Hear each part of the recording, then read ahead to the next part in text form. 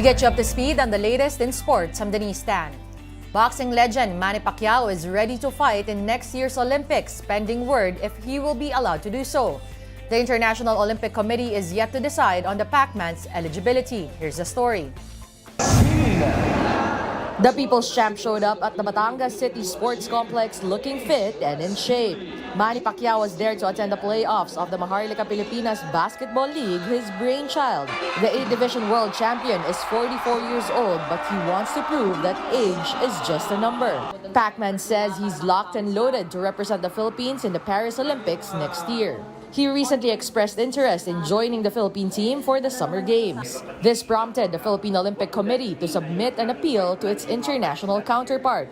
The POC is looking to field the former senator through the universality place, which is given to countries who have a hard time sending representatives to the games. Then, there's also the age limit of 40 years old for boxers raring to join the Olympics.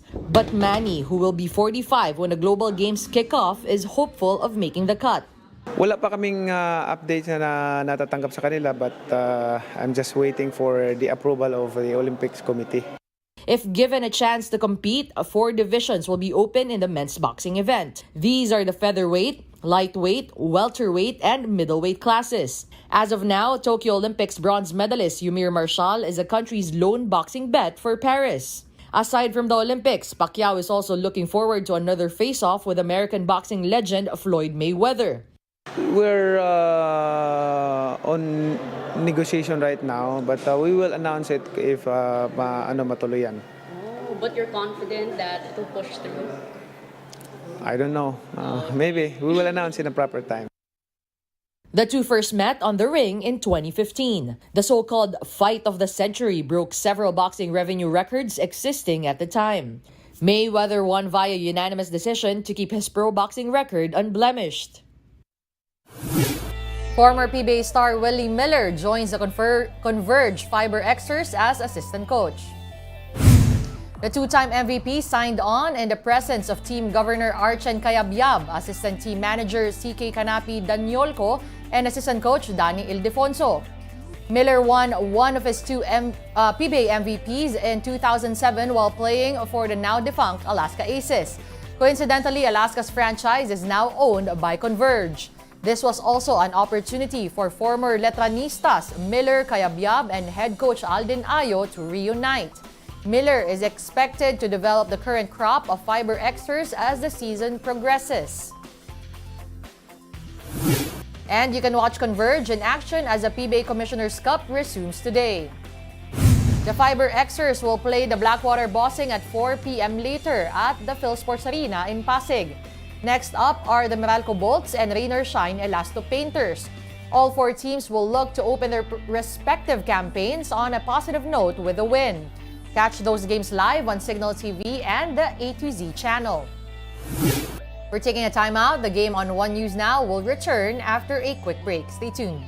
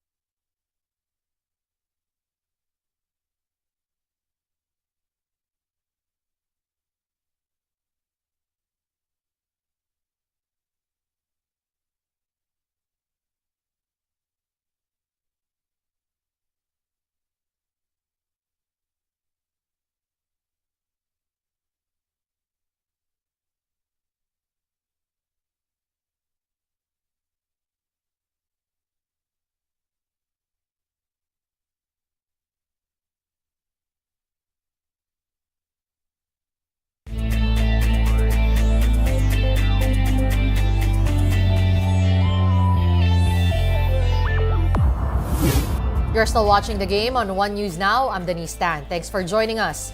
The Chocomucho Flying Titans cruised to their 4th straight win in the PVL All-Filipino Conference. Meanwhile, the Farm Fresh Foxies and the Galleries Tower High-Risers remain winless. The details in this report. The Chocomucho Flying Titans have been on a roll so far. They entered the game against the next-led Chameleons with a chance to bag their 4th straight win. And they did just that as the Flying Titans carried the momentum of a big first-set win to take down the Chameleons in straight sets. Final 25-11, 25-20, and 25-19. Once again, it was high-flying hitter Cherry Rondina who led the way for Chocomucho with 16 points. The win pushes them to a crowded 4-way tie for second seed along with Petrogaz, PLDT, and Cheritigo. Next lead, on the other hand, drops to a 1-4 win-loss late. F2. Romero saves. Alba on the spike. On the contrary, the second game between the F2 Logistics Cargo Movers and the Farm Fresh Foxies went the distance. After F2 secured the extended first frame, both teams traded set wins as the game immediately evolved into a classic. In the 5th set though, F2 was able to score the first 4 points. The team banked on this lead throughout the decider to hack out a tough 5-set win. Final 28-26, 20-25, 25-23, 23-25, and 15-8. Ivy Laxina and Jolina de la Cruz tandemed with 27 points apiece. That was enough to offset Trisha Tubu's 30-piece for the Foxies. Service was a key part in the win too, with F2 notching 10 aces to Farm Fresh's 3. The win is third in 5 games for F2, while the Foxies further dug themselves into a 0-7 hole. Ooh, what a tough set. And that's a great decision by Jovi. The Signal HD Spikers were also able to keep the Galleries Towers High-Risers winless, and it took them 4 sets to do it. Signal was already ahead 2-0 when Galleries pulled off an upset in the 3rd for the first set win this conference. But the HD Spikers got back to form right away and eventually put the High-Risers to sleep. Final score 25-17, 25-17, 24-26, and 25-11. Ces Molina chipped in 17 points to lead Signal, while Vanessa Gandler added 14 markers. The HD Spikers are in 6th place with a 4-2 record.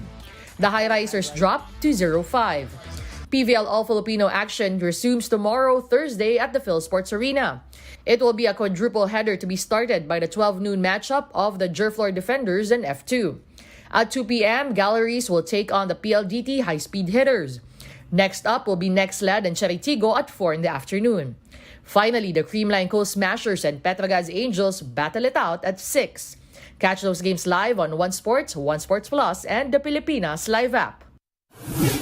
In NBA news, Denver Nuggets superstar Nikola Jokic has passed LeBron James and Jason Kidd in the all-time triple-doubles list.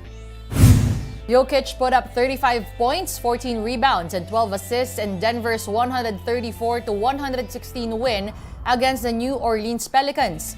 That was the Joker's 108th triple-double, breaking a 3-way tie with James and Kidd.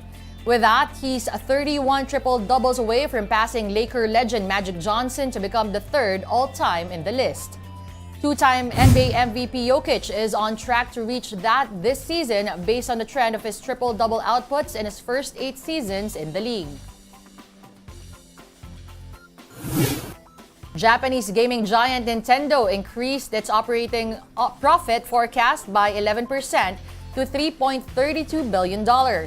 That's as gamers just can't get enough of the Switch console. Watch this. Nintendo had good news for investors on Tuesday. The Japanese gaming giant raised its operating profit forecast for the financial year to March by 11%. Big-name games have proven so popular that Nintendo now projects it will make $3.32 billion in profit. Gamers have flocked to the aging Switch console this year. Nintendo sold 6.84 million units in the first half of the financial year, slightly up from last year. It's largely thanks to critically acclaimed games like The Legend of Zelda: Tears of the Kingdom.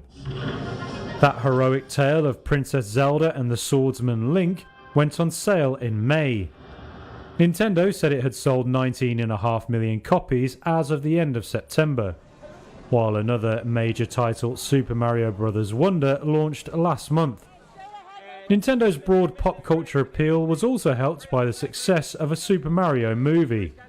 The game maker kept its full-year forecast for the Switch of 15 million units, though that would be a 16.5% decline on a year earlier.